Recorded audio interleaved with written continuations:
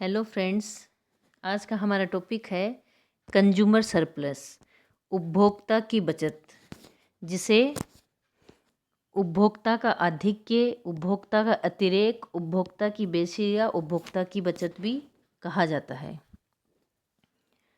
उपभोक्ता की बचत की अवधारणा का सबसे पहले उपयोग फ्रांस के इंजीनियर ड्यूपिट ने किया था और उन्होंने सार्वजनिक वस्तुओं जैसे कि नहर है, पुल है, राष्ट्रीय राजमार्ग है आदि के लिए इस कॉन्सेप्ट का उपयोग किया था।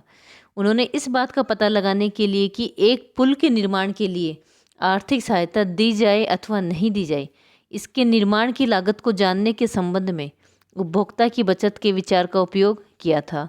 उपभोक्ता को यह जानकारी थी कि एक उपभोक्ता एक वस्तु के लिए जितनी राशि वास्तव में देता है उससे कहीं अधिक राशि वह देने को तैयार हो सकता है। इस प्रकार उसे एक प्रकार की अतिरिक्त संतुष्टि या बचत प्राप्त होती है। मार्शल ने सर्वप्रथम उपभोक्ता की बचत की वैकल्पिक अवधारणा को अपनी पुस्तक प्रिंसिपल ऑफ इकोनॉमिक्स में 1890 में प्रस्तुत किया था। प्रोफेसर मार्शल के अनुसार किसी वस्तु से वंचित रहने की अपेक्षा उपभोक्ता उसके लिए जो कीमत देने को तत्पर रहता है और जो कीमत वह वास्तव में अदा करता है, इन दोनों का अंतर ही उपभोक्ता की बचत कहलाता है। यानी एक व्यक्ति किसी वस्तु के उपभोग के लिए जितनी कीमत देने को तैयार है और वास्तव में जो कीमत देता है, मान लीजिए वो किसी वस्तु के लिए 20 रुपये देने के लिए तैयार है और वास्तव में वो 15 रुपये ही चुकाता है, तो इन दोनों का अंतर कितना हो गया? 5 रुपये। यही क्या है? उपभोक्ता की बचत है। तो उपभोक्ता की बचत का यदि हम फार्मूला देखें तो कंज्यूमर सरप्लस या उपभोक्ता की बचत क्या होती है? कुल उपयोगिता माइनस पी इंटू एक्स। तो यहाँ पे टी यू तो क्या हो जाएगी? कुल उपयोगिता, जिसे हम सीमांत तुष्टिगुणों का योग, यानी सीमांत उपयोगिताओं का जो टोटल जोड़ होता है वही क्या होता है? कुल उपयोगिता होती है। और जो कीमत देने को तैयार रहता है तो वो कितनी कीमत देने को तैयार होता है या उस वस्तु पे कितना खर्चा करता है? उस वस्तु की कीमत गुणा उस वस्तु की खरीदी गई मात्राएं। तो उपभोक्ता की बचत क्या हो जाएगी? कुल उपयोगिता में से किसी वस्तु पे किया गया जो वास्तविक व्यय है, उन दोनों का अंतर ही उपभोक्ता की बचत होता है। उपभोक्ता की बचत को देखने से पहले हम उपभोक्ता की बचत के संबंध में कुछ मान्यता हैं उनको देखते हैं। सबसे पहली मान्यता जो है वो मार्शल ने जो मानी है, मार्शल के मेथड से यदि हम उपभोक्ता की बचत को देखें तो मार्शल के मेथड के अकॉर्डिंग उपभोक्ता की बचत की मान्यताओं में फर्स्ट है कि उपयोगिता मापनीय है, यानी उपयोगिता का मापन संभव है, उपयोगिता को मापा जा सकता है। दूसरी जो मान्यता है वो है मुद्रा की सीमांत उपयोगिता स्थिर रहती है। और थर्ड हमारी एजम्पशन है कि ग्रासमान सीमांत उपयोगिता का नियम लागू होता है, यानी सीमांत उपयोगिता कैसी होगी? डिमिनिशिंग होगी, घटती हुई होगी। और इसके साथ ही मांग वक्र की जितनी भी जो मान्यताएं हैं वो सारी इसमें स्वीकार की जाती हैं। मांग वक्र में हम क्या देखते हैं कि अन्य बातों के समान रहने पर एक वस्तु की कीमत में परिवर्तन का प्रभाव वस्तु की मांग की मात्रा पर क्या पड़ता है। तो अन्य बातें स्थिर, जैसे फैशन है, रुचि है, अन्य वस्तुओं की कीमतें हैं, जनसंख्या का आकार है, उपभोक्ता का इंटरेस्ट है, इन सब चीज़ों में कोई भी परिवर्तन नहीं होना चाहिए। तो हम इन सब मान्यताओं को लेते हुए उपभोक्ता की बचत को देखते हैं। तो उपभोक्ता की बचत को हम दो मेथड से देख सकते हैं। सबसे फर्स्ट तो हम देखेंगे मार्शल के मेथड से, और सेकंड हम देखेंगे हिक्स का मेथड या तटस्थ वक्रों के प्रयोग के द्वारा। सबसे फर्स्ट हम देखते हैं मार्शल का मेथड। मार्शल ने जो उपभोक्ता की बचत को बताया है तो उन्होंने एक्स एक्स पे तो लिया है वस्तु की मात्रा को, और जो वाई एक्सेस है उस पे वस्तु की कीमत या सीमांत उपयोगिता को लिया है। सर्वप्रथम हम देखते हैं कि हमारा ये मांग वक्र है या सीमांत उपयोगिता वक्र है। तो एक व्यक्ति वस्तु की ओ एम मात्रा के लिए कितनी कीमत चुकाता है? OP कीमत चुकाता है। तो एक व्यक्ति उस वस्तु के लिए जितनी कीमत देने को तैयार रहता है और जो कीमत वास्तव में देता है, उन दोनों का अंतर ही उपभोक्ता की बचत होता है। तो एक व्यक्ति किसी वस्तु के लिए जो कीमत देने को तत्पर रहता है वो हम किससे देखते हैं? हमारी कुल उपयोगिता से। तो कुल उपयोगिता कैसे निकलेगी? ये मांग वक्र या जो सीमांत उपयोगिता वक्र है, इसका नीचे का जो भाग होता है या क्षेत्रफल है उसको हम कुल उपयोगिता कहते हैं। तो ओ एम मात्रा के लिए एक व्यक्ति की उपभोक्ता की जो कुल उपयोगिता या उस वस्तु के लिए वो कीमत चुकाने को तैयार है वो है ODSM। इतनी कीमत वो चुकाने के लिए तैयार है, ये कुल उपयोगिता है। और वास्तव में वो कितनी कीमत देता है? OP कीमत है, तो वास्तविक जो भुगतान करता है वो कितना? OPSM। यहाँ अगर हम देखें तो एक व्यक्ति इतनी कीमत चुकाने के लिए तैयार है किसी वस्तु के लिए, और मात्रा कितनी खरीद रहा है? इतनी OM के बराबर। और वास्तव में वो कितनी कीमत चुकाता है? OPSM इतनी कीमत चुकाता है। तो ये जो त्रिभुज का जो क्षेत्रफल है, ये जो एरिया है, ये क्या हो जाएगी? ये उपभोक्ता की बचत हो जाएगी। तो मार्शल के मेथड के अकॉर्डिंग एक व्यक्ति जितनी कीमत चुकाने को तत्पर रहता है और वास्तव में वो जितनी कीमत चुकाता है, इन दोनों का जो डिफरेंस है वही क्या होता है? उपभोक्ता की बचत होती है। अब अगर हम देखें कि जो वस्तु हम ले रहे हैं उसकी कीमत में परिवर्तन हो जाता है, तो उसका उपभोक्ता की बचत पे क्या प्रभाव पड़ता है? यहाँ हमने देखे एक्स एक्सेस पे वही वस्तु की मात्रा को लिया है और वाई एक्सेस पे वस्तु की कीमत को लिया है। D1 हमारा मांग वक्र है। हमारी जो प्रारंभिक कीमत है वो है OP, और हम कहाँ संतुलन में है? E बिंदु पर। E बिंदु पर हम देखें वस्तु की OQ मात्रा खरीद रहे हैं और उसके लिए OP कीमत का भुगतान कर रहे हैं। अब हम मान लेते हैं कि वस्तु की कीमत OP से घट के कितनी हो जाती है? OP0, इतनी कम हो जाती है कीमत। तो अब हम कीमत कम होने पे वस्तु की पहले से ज़्यादा मात्रा खरीदेंगे। OQ की बजाय अब हम कितनी मात्रा खरीदेंगे? OQ0 मात्रा खरीदेंगे। तो OP कीमत पे हमारी उपभोक्ता की बचत कितनी थी? OP कीमत चुका रहा था तो इतनी ये हमारी उपभोक्ता की बचत थी। अब अगर कीमत OP0 हो गई है तो उपभोक्ता की बचत कितनी हो जाएगी? ये वाला जो एरिया है ये उपभोक्ता की बचत हो जाएगी। यानी कीमत कम होने पे पहले से उपभोक्ता की बचत बढ़ गई है। क्योंकि अगर हम देखें कि जब P कीमत थी उस समय व्यक्ति कितना चुकाने को तैयार था? OP कीमत पे व्यक्ति OPDEQ मात्रा जो है वो चुकाने के लिए तैयार था, और वास्तव में कितनी चुका रहा था? OPEQ मात्रा ही चुका रहा था। तो यहाँ पे DPE जो एरिया है वो उपभोक्ता की बचत थी। अब अगर कीमत OP से घट के OP0 हो गई है तो कितनी कीमत चुकाने को तैयार है? ODE0Q0, और वास्तव में वो कितनी चुका रहा है? OP0E0Q0।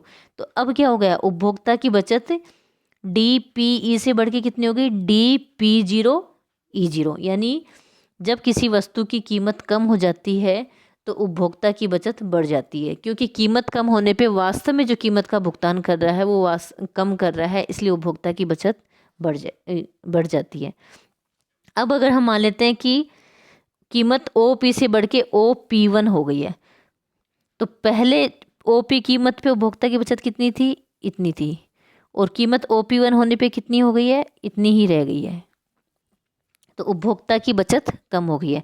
तो कीमत अधिक होने पे उपभोक्ता की बचत कम हो जाएगी, क्योंकि कीमत बढ़ने पे OP1 होने पे वो कितना चुकाने के लिए तैयार है? ODE1Q1, और वास्तव में कितना चुकाता है? OP1E1Q1। तो उपभोक्ता की बचत कितनी हुई? P1DE1। ये उपभोक्ता की बचत है। निष्कर्ष के रूप में हम क्या कह सकते हैं? जब किसी वस्तु की कीमत कम हो जाती है तो पहले से कम भुगतान किया जाता है तो उपभोक्ता की बचत बढ़ जाती है। जब किसी वस्तु की कीमत अधिक हो जाती है तो व्यक्ति को पहले से अधिक कीमत भुगतान करने की वजह से उसकी उपभोक्ता की बचत कम हो जाएगी। अब हम तटस्थ वक्रों या अंधिमान वक्रों की सहायता से उपभोक्ता की बचत को देखें, या हिक्स के मेथड से उपभोक्ता की बचत को यदि हम देखें, तो हमने यहाँ क्या लिया है? जो हमारा एक्स एक्सिस है उस पे तो हमने वस्तु की मात्रा को लिया है और वाई एक्स पे हमने मनी या मुद्रा की इकाइयों को लिया है। और हम मान लेते हैं कि व्यक्ति के पास में जो कुल मुद्रा की मात्रा है वो कितनी है, ओ ए के बराबर है। और इसे वह वस्तु की मात्रा पर व्यय करके उसकी कितनी मात्रा खरीद सकता है, पूरी अगर मनी खर्च कर दे ओ ए के बराबर, तो वस्तु की कितनी मात्रा खरीद सकता है, ओ बी के बराबर मात्रा खरीद सकता है। तो यहाँ हम देखते हैं कि ए बी जो रेखा है वो क्या, हमारी कीमत रेखा है, जो कि तटस्थ वक्र आई सी एल को कहाँ स्पर्श कर रही है, कीमत रेखा एच बिंदु पर स्पर्श कर रही है। एच बिंदु पर हम देखें तो वस्तु की मात्रा जो है वो कितनी है, ओ क्यू। वस्तु की मात्रा कितनी है, ओ क्यू। और उसके लिए मुद्रा की मात्रा कितनी मिलेगी, एच क्यू। अतः उसे एक्स वस्तु की ओ क्यू मात्रा प्राप्त करने के लिए वास्तव में वो मुद्रा की मात्रा कितनी देगा, मुद्रा की मात्रा जो है वो ए टी के बराबर देगा। यानी ओ क्यू वस्तु प्राप्त करने के लिए एच बिंदु पर जो उपभोक्ता है वो कितनी मुद्रा देगा, ए टी के बराबर मुद्रा देगा। इसी तरीके से हमारा जो दूसरा तटस्थ वक्र है वो आई सी वन है, जो कि ए बिंदु से होके गुजर रहा है। और यह तटस्थ वक्र पहले वाले से नीचे की ओर है। और इस तटस्थ वक्र पर हम देखें तो आर बिंदु पर उपभोक्ता ओ क्यू मात्रा के लिए कितनी कीमत या मुद्रा की मात्रा देता है, एस ए के बराबर। पहले वाले तटस्थ वक्र के एच बिंदु पर व्यक्ति को मुद्रा देनी पड़ रही थी ए टी के बराबर, और आई सी वन तटस्थ वक्र के आर बिंदु के लिए उपभोक्ता को मुद्रा की मात्रा देनी पड़ रही ए एस के बराबर। ये जो उपभोक्ता वक्र है, ये तटस्थ वक्र है, वो पहले से नीचे है। इस प्रकार हम देखते हैं कि वस्तु की ओ क्यू मात्रा के लिए जो दूसरा तटस्थ वक्र है आई सी वन, इस पे उपभोक्ता ए एस के बराबर मुद्रा की मात्रा जो है वो दे सकता है, लेकिन उसे वास्तव में कितनी कीमत का भुगतान करना पड़ रहा है, ए टी के बराबर। तो यहाँ हम देखें, यहाँ हम देखते हैं कि ओ क्यू मात्रा के लिए जो उपभोक्ता है वो एस ए के बराबर मुद्रा की मात्रा दे सकता है, लेकिन उसे वास्तव में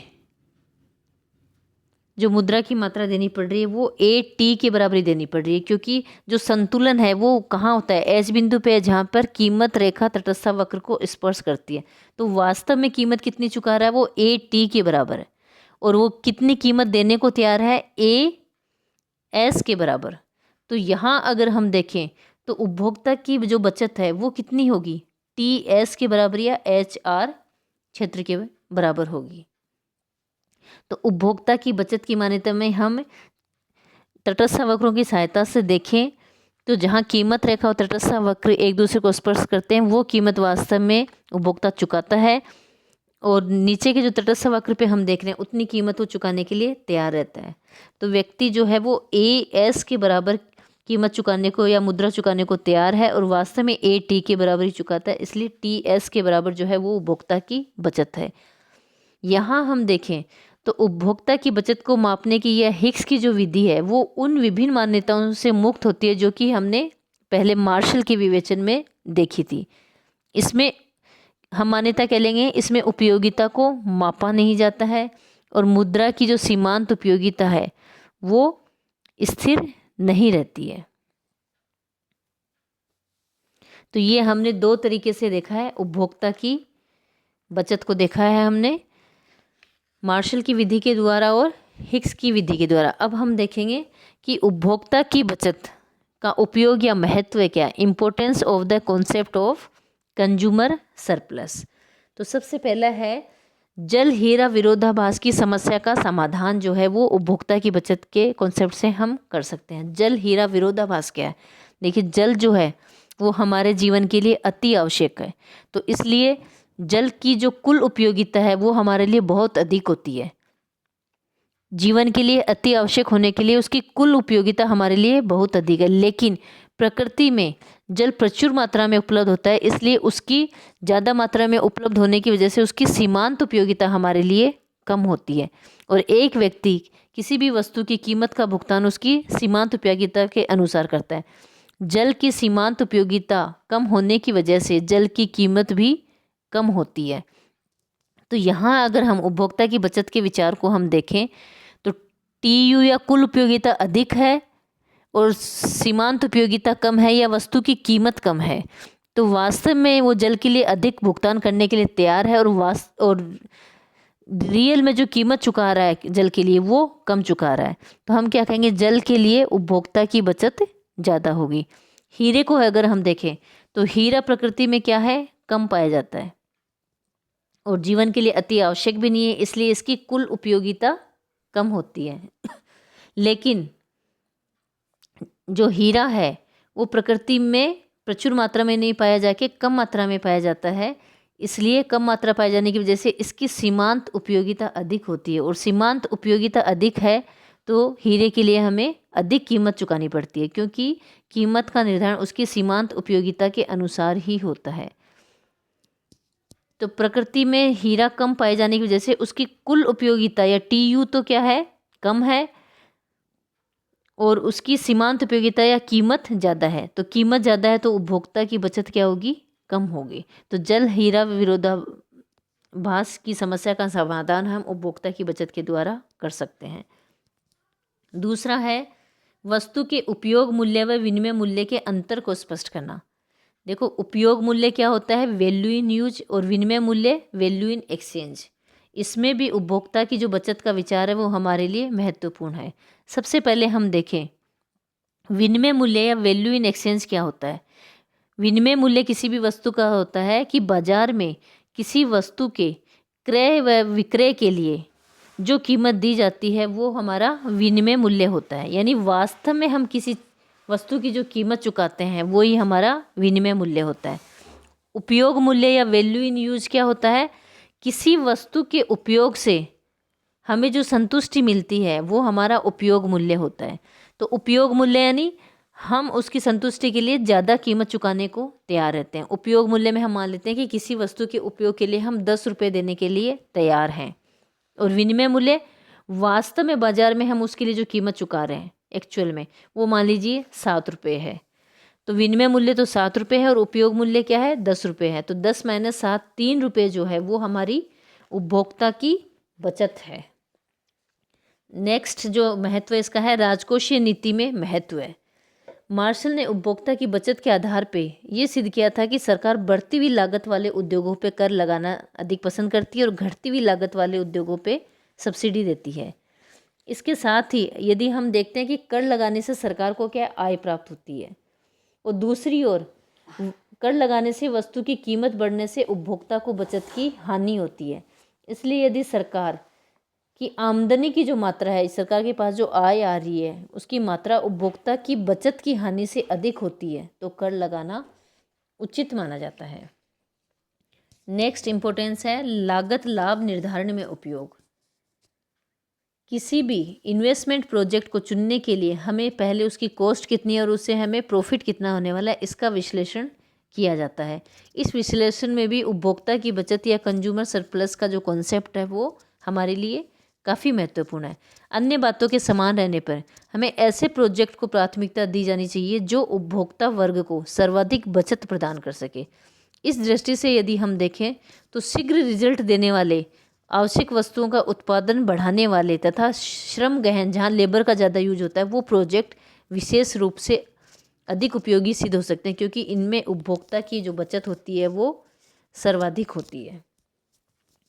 5th इम्पोर्टेंस का पॉइंट है अंतर्राष्ट्रीय व्यापार में उपयोगी। उपभोक्ता की बचत के आधार पर हम अंतर्राष्ट्रीय व्यापार के लाभों का अनुमान भी लगा सकते हैं। प्रत्येक देश उन वस्तुओं का उत्पादन करता है जिसमें कि उसे तुलनात्मक लाभ अधिक होता है और अपनी वस्तुएं निर्यात करके बदले में दूसरे देशों से अपनी आवश्यकता की वस्तुओं को वो आयात कर लेता है।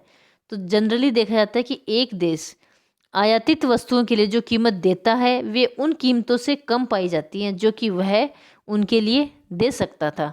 इस प्रकार आयातों से नागरिकों को उपभोक्ता की बचत प्राप्त होती है और यह बचत जितनी अधिक होगी अंतर्राष्ट्रीय व्यापार से लाभ भी उतना ही अधिक होता है।